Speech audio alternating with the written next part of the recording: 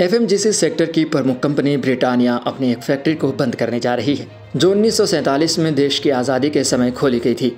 कोलकाता में स्थित यह ऐतिहासिक फैक्ट्री ब्रिटानिया इंडस्ट्रीज़ लिमिटेड की सबसे पुरानी उत्पादन इकाई है।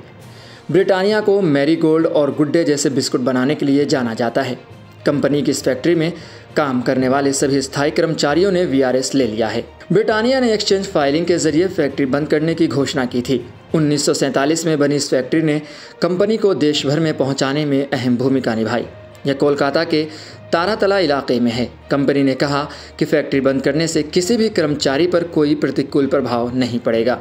सभी कर्मचारियों ने स्वैच्छिक सेवानिवृत्ति योजना ली है। इसके अलावा इस फैक्ट्री के बंद होने से कंपनी के कारोबार पर कोई असर नहीं पड़ेगा। कई मीडिया रिपोर्ट्स में दावा किया गया है कि ब्रिटानिया के लिए पुरानी फैक्ट्री चलाना अब आर्थिक रूप से सही नहीं है। कोलकाता में स्थित यह फैक्ट्री करीब 11 एकड़ में फैली हुई है। कोलकाता पोर्ट ट्रस्ट से इसकी लीज 2048 तक है। अभी तक ब्रिटानिया ने जमीन को लेकर अपनी योजना के बारे में कोई जानकारी नहीं दी है। फिलहाल यह जमीन 24 साल तक ब्रिटानिया के पास रहेगी। वहीं दूसरी मीडिया रिपोर्ट्स की माने तो इस फैक्ट्री के बंद होने से करीब 150 कर्मचारी प्रभावित होंगे। कंपनियों ने सभी हितधारकों को सूचित किया है कि फैक्ट्री बंद होने से कंपनी के राजस्व पर कोई असर नहीं पड़ेगा। सोमवार को बीएसई पर ब्रिटानिया के शेयर 0.34% की गिरावट के साथ 5,311.95 रुपये पर बंद हुए। आइए जरा जान लेते हैं कि आखिर फैक्ट्री बंद करने की क्या वजह है। पुरानी फैक्ट्री को चलाना ब्रिटानिया के लिए अब आर्थिक रूप से लाभदायक नहीं है।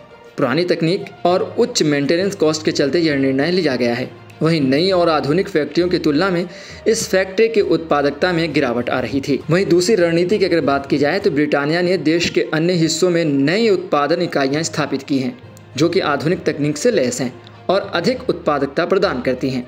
वहीं कंपनी भारत के अलावा अन्य वैश्विक बाजारों में भी अपनी उपस्थिति बढ़ा रही है, जिसके लिए वे अपनी संसाधनों को और अधिक प्रभावी तरीके से इस्तेमाल करना चाहती है। वहीं कंपनी ने सभी स्थायी कर्मचारियों के लिए वीआरएस की पेशकश भी दी है, जिससे उन्हें आर्थिक सहायता मिलेगी।